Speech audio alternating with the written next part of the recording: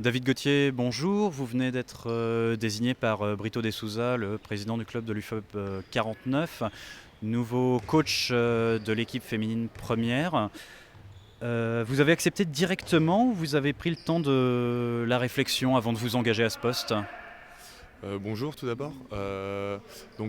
Effectivement, Brito, suivi par tout son conseil d'administration, m'ont proposé ce poste-là pour cette mission sur la fin de saison.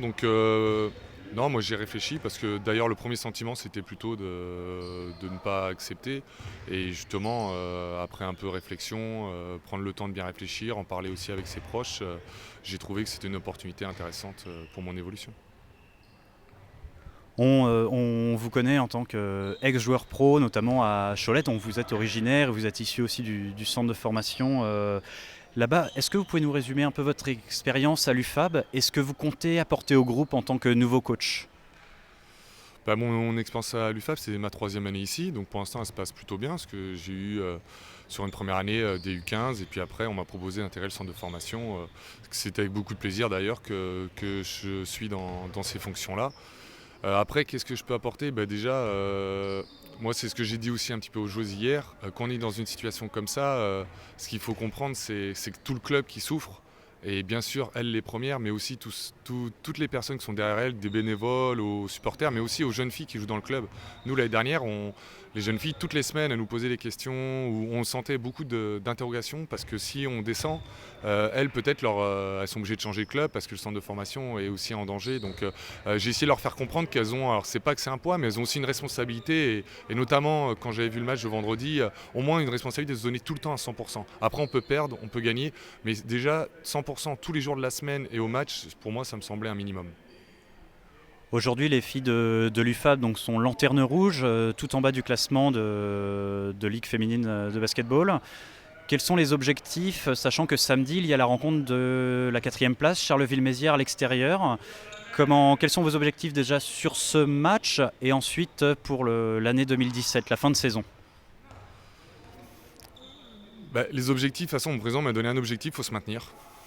C'est le premier objectif et le plus important, il faut se maintenir en Ligue féminine. Après, c'est sûr qu'on a un calendrier avec deux matchs contre les équipes du top 4 qui arrivent. Moi, j'attends pas, j'ai pas d'objectif particulier sur le match parce que je crois qu'on doit reconstruire des choses, on doit changer certaines choses pour aussi amener du nouveau et une sorte de nouveauté pour les joueuses. Elles ont besoin, certaines nous ont parlé un petit peu, qu'elles étaient tristes, qu'elles avaient du mal à aller à la salle.